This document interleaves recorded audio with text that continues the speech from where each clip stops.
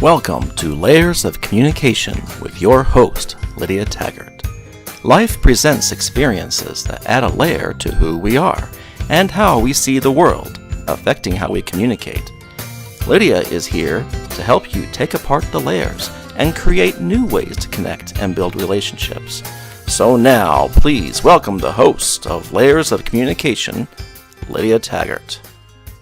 Hello and welcome to Layers of Communication.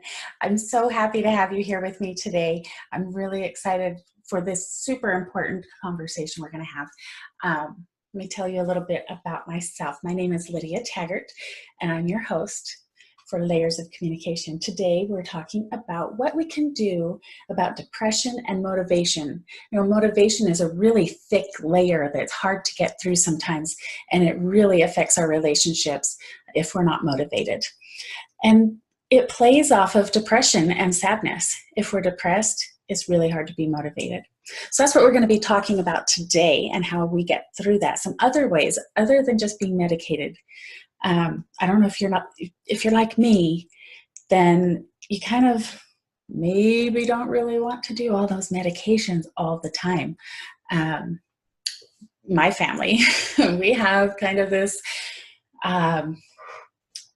sensitivity, we can call it, to medication. I have quadruplets. That only happens with a small percentage of people who take Clomid, and one dose of it at that. And here we are.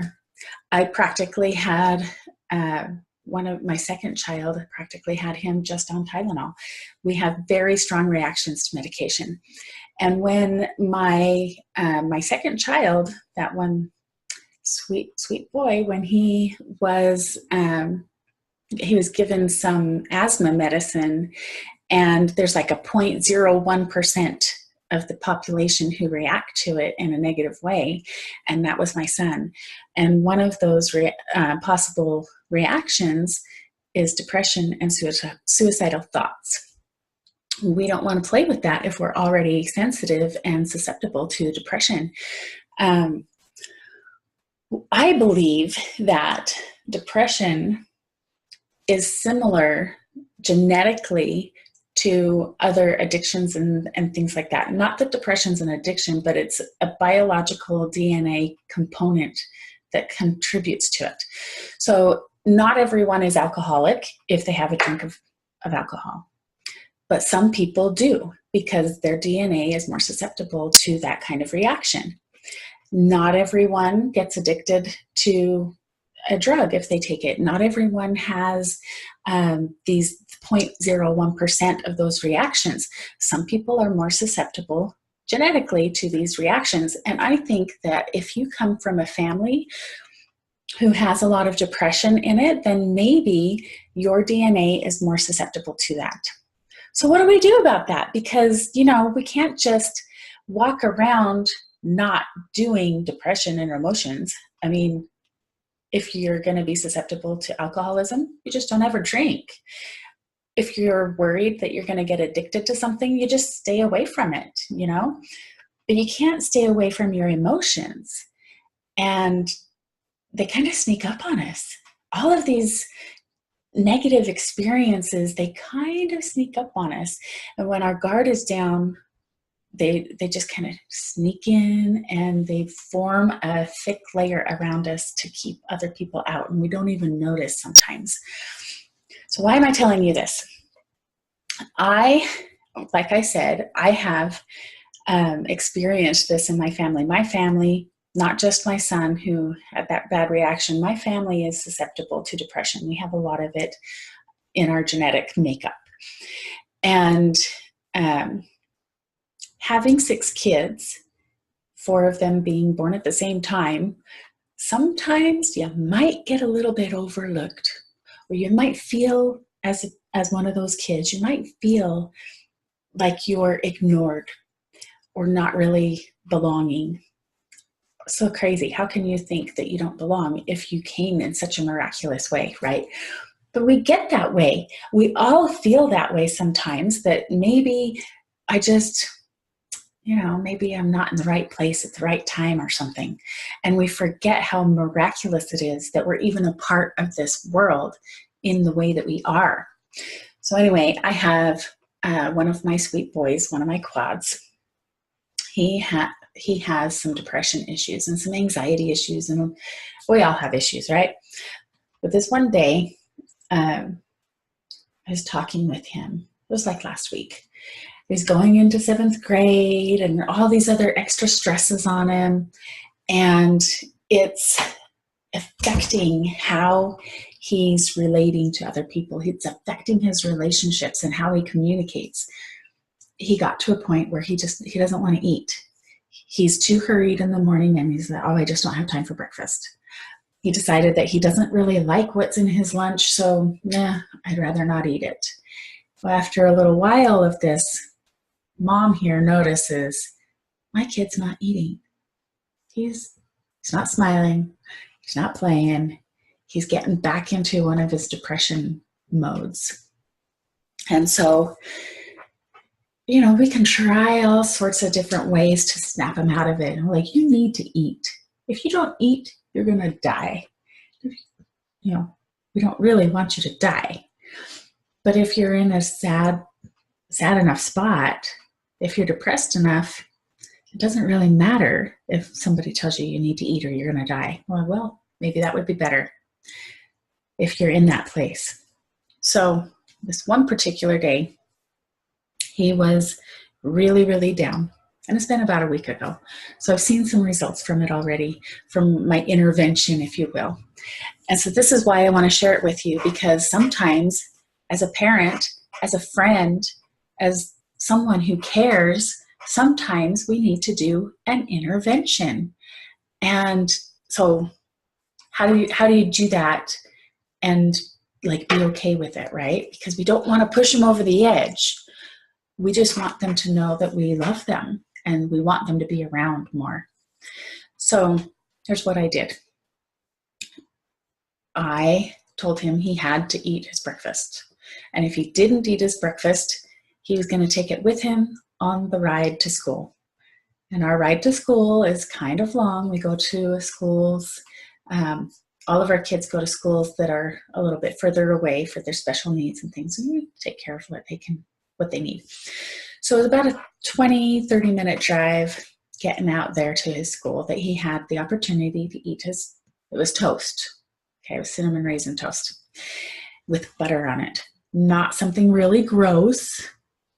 It's okay. It wasn't a big deal. It wasn't going to spill. It wasn't going to get old and gross.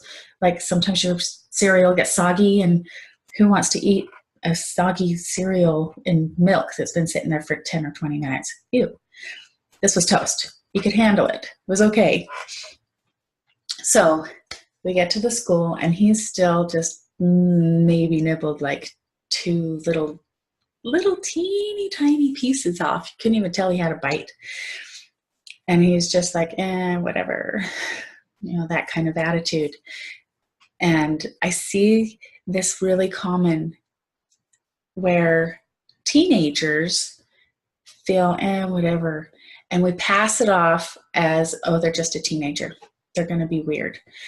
And they're going to be moody. There's some of that is true. But when it gets to a different point, you got to pay attention to the other parts of it. How long is it going on? Is it affecting more than just are they just tired? They just need more sleep? Or is it something more? Is it something bigger? So I told him, you are not going to school until you eat your breakfast. Just not going to do it. Well, we pulled up in front of the school, and he thought he was free. He thought he was all clear, ready to go. Mom didn't notice because there's all these other kids in the car too. And he started getting out of the car, and I said, nope. You're staying until you eat your breakfast. And I let all the other kids, I said goodbye, have a great day, and all that good stuff. And then I pulled over into a parking spot, and I parked there and told him, you're not going to school until you eat your breakfast. You got to eat at least one of those pieces of toast. And he had all these excuses and made faces and slumped in his chair and I don't want to eat. I'm not hungry. I said, I don't care what you want about this food. This food needs to get into you. And sometimes, as a parent especially, we need to be really blunt. And sometimes that's what we need to break through these layers. If they're really thick and they're hard to get through, sometimes we just need to, they call it tough love. You got to be tough enough to get through that layer, to get to the core of who they are and touch their hearts, because we need that. Now be in tune with yourself and, listen for that voice that's in all of us, whatever you want to call it, conscience, guidance, angels around us, the Holy Ghost, whatever you want to call it. We all have a voice to listen to inside of our inspiration, our intuition. So as you're going into this tough love moment, we really need to be careful and cautious about how tough we're really being with them, and if they're going to be receptive to that kind of approach. And on the other side, tough love, we got to toughen ourselves up, because it's hard to deal with someone that we love so much who is so sad. We got to toughen ourselves up to be direct enough with them sometimes. So what I said to him was, I know that you have a problem, and I know you don't want to talk about it. So not talking about it, that is one of the biggest clues. If I've been, hey, how's your day? What's going on? And I hear, oh, my day's great. Oh, it's boring. Whatever it is, I'm happy to hear whatever they have to say. If I say, hey, how's your day? Or what's going on? And they say, oh, I don't want to talk about it. Or they just sit there and be quiet and let everybody else talk. And then, oh, they got out of it. They don't have to say anything. That is a sign. We have these thoughts that come into our head. We have all these voices around us telling us you're not good enough, you can't do that, all of whatever, helping us make up lies about ourselves. And they come into our ears and they come down into our brain. And if we listen to those voices, then they're going to start saying stuff like, you don't really want to talk about it. It's scary. It's unhappy. It's depressing. We don't want to talk about it. So that's one of the things. It comes in through our minds. We start seeing ourselves that way, and then it comes down into our voice. It starts at the top and goes down. We really want to stop it when it gets here before it progresses any further, because as it goes down, then it gets into the heart. And it's hard to turn it around when you have this depression and these negative things. It's so deep in your heart. So he was here. He might be coming down a little lower, but he was not talking about it. And I said, I know you don't want to talk about it. We accept, or not accept it, but we acknowledge that there's an issue. Tell him, I know you're here. I understand. I see you. I notice you. I see that you have a problem. You don't have to talk about it, because I know you don't want to talk about it. And that's okay. Maybe one day you will want to talk about it. We invite them to be open with us. We just let them know that we are there for them, that we notice that they're there, we notice that they're having a problem, and we want to help them. So on this particular day, I was so inspired to be so blunt with my son that I said, if you don't eat, you will die. And he just sat there and kind of rolled his eyes or looked down. And I said, I don't want you to commit suicide by starving yourself to death. I want you around. I want you to stay here. And then he lifted his eyes and looked at me like, oh, I've been caught. You know all of that. You know all of my inner thoughts. And he just looked at me and his eyes kind of glossed over a little bit. And I said, you're going to finish eating, because I need you here. Now, I know that you're having these feelings. I know you feel like this and this and this and this and this. And I acknowledge all those things. And he just looked at me and kind of, I could tell that he had some emotions coming up with that. And then I reminded him, we've done this before. We've been here before, right? And we have things we can do about it. And as I listed all of the different things that I teach my clients in our coaching and everything else, that I use on my family, I use for myself, it's so life-changing when we have ways to deal with stuff, to deal with our emotions. So I started telling him, remember power poses, remember your write and burns, your dump and destroy, your journaling, remember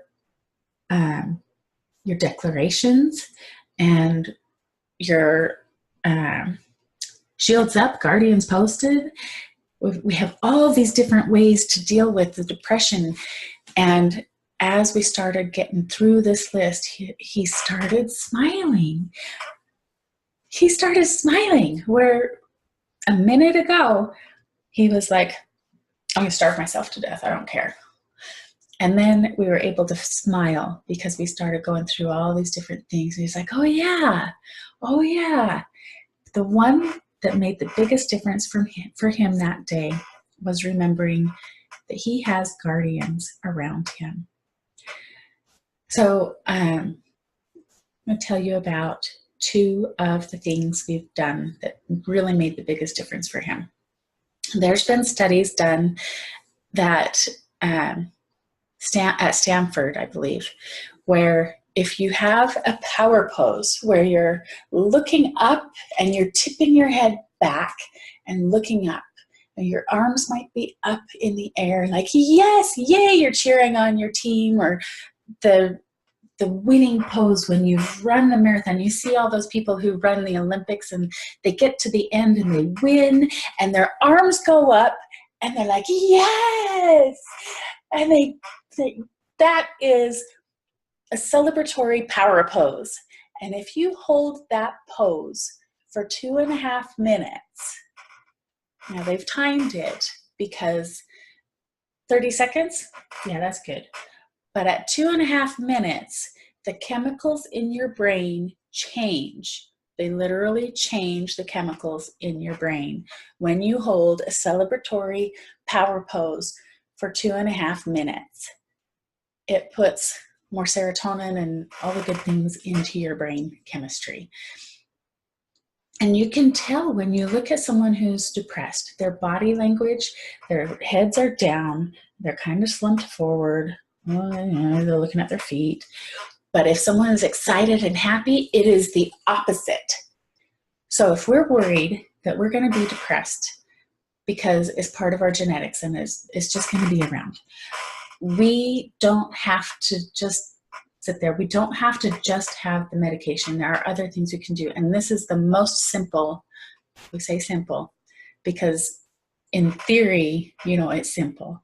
You just put your hands up, and if you can fake a smile, force a smile, and look up at the ceiling or the sky and hold it for 2.5 minutes, it will change you. Now, it's not really all that simple, is it? There was a time, last time my son was really depressed, where my husband and I would take his arms and hold them up for him because it was so hard for him to muster up that much energy and hope. That holding a pose for 2.5 minutes, which felt like an eternity to him, and to me as his mother supporting him in that. Sometimes we need to help them, and sometimes we need to toughen up and have some tough love so that we can be there when our kids need us, or our friends, any loved one, if they are willing. And it's easier with your kids because you're the parent. It's not so easy if it's a friend or a sibling. You can't go, I'm going to lift up your arms for you. Not quite as easy. But if your child is, don't be afraid of helping them get out of that. It's a chemical reaction in our brain that gets us to depression. We have some emotions that are stuck in there. If A plus B equals C, then C is also the same as B plus A. It's the body, and it works both ways. It's not just a one-way thing. If your body is reacting and being sad and looking down because it's sad, then your emotions also react when you put your body in a position that relates to the emotion. That's why exercise is so amazing. If you can exercise it, get your emotions moving, it's amazing. So, okay, we've got the power pose. That really makes a huge difference. That was one of my favorites because it's only 2.5 minutes at a time. You gotta be consistent with it though. That's the thing. But what really made my son smile that day was remembering his guardian angels. Call them whatever you want. I believe that we're not alone. We're never really alone. Those negative thoughts that are coming at us come from somewhere. And it's not a good place. If there's not a good place, then there's the opposite. There's a really great place. And there's forces for good. And we can call on the forces for good to support and surround us. When we do our shields up, guardians posted, please and thank you. We always want to thank and have full gratitude for the blessings that surround us. Sometimes it's harder than other times. But when I was reminding him of how real these angels are for him, that's when he smiled. He knows that they're there. He's experienced extra blessings from having so much love surrounding him. And we can just ask for it and say, can I have some guardians, please? Universe, God, Heavenly Father, I need a little extra help. And that can motivate, as it did my son. It motivated him. I was like, remember that you are good. And because you're good, the bad's going to try and stop you from being better. And don't let him win. Don't let that darkness win. I want to keep you around. I love you and I want you here. And that turned him around. He started eating. He started being a lot happier and more interactive with everybody again, like he has been before. I think we need to be aware that it's a possible cycle. Depression and lacking motivation can be affected by so many different things. And don't feel like you're failing if you cycle back to it again. Because if you're alive, you're going to have emotions and feelings. Feelings are meant to be felt. Always remember, feelings are meant to be felt, and it's okay to have feelings, even if somebody thinks that they're negative and bad for you. They're meant to help us. And that's another episode we could talk about. So we've gone over why, what we do, how to do it, and when would you do this? When and where would you use these intervention tools? Anywhere and every time. Just tap into that intuition. Imagine if you are, just make that time. Make that time. I made my son stay out and not go to school because it's that important. It's more important for someone to find that they are noticed and loved and appreciated. It's more important than going to school. Maybe take a well day off of work. We take sick days. Why not take a well day? If you can, it's so helpful. My kids, they asked if they could take a day off of school for their birthday. And I said, well, do you all have A's? Well, straight A's? And they're like, oh, well. So we didn't this time. But, there's goodness in recognizing and acknowledging that you need to be healthy and you need a day off. Just have a day off. Take some time to let them know that you love them. It's for everyone that you care about, and especially for yourself. When I notice that my son's having a hard time with depression, it's usually when I'm having a hard time myself, finding a little more extra happiness. People around us feed on us, and if we're not taken care of, it's hard for us to take care of other people. All right, so power pose, shields up, guardians posted, please and thank you. Acknowledge them. Acknowledge that you're surrounded by goodness, and good always wins. There's a reason why the movies always have the bad guy losing, because good always wins. Always. It's just a matter of time. We know who's winning the game at the end. It's just, the little plays here and there. Good always wins. Always. You just got to hang out a little bit longer to see it sometimes. All right. My name is Lydia Taggart. I'm so glad that you've been here today.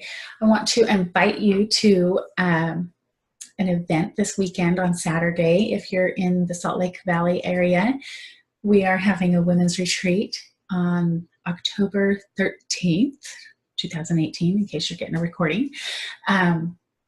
So check in, and you can find me at lydiataggart.com. And I'd love to hear some feedback, how you're doing.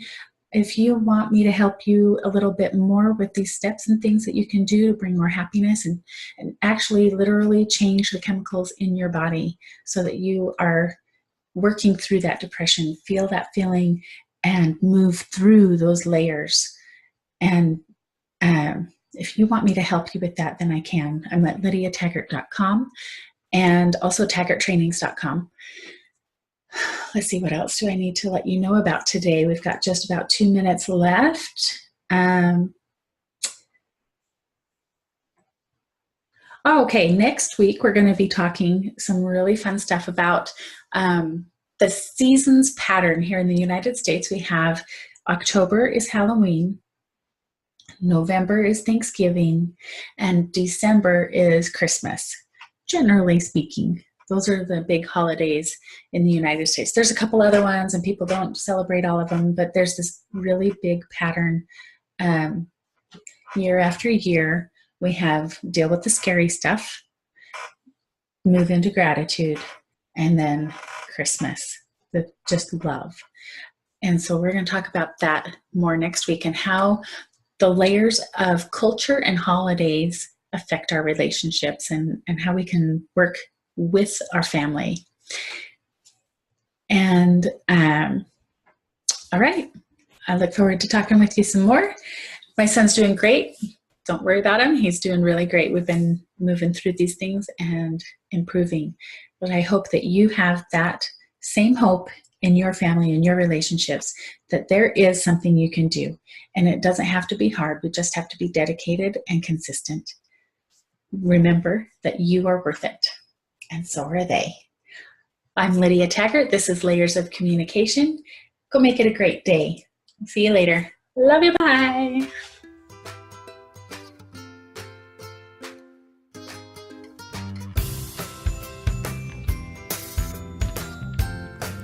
You've been listening to Layers of Communication with your host, Lydia Taggart. Tune in next week as we discover the layers in order to communicate and connect down to your core on Lydia Taggart's Layers of Communication.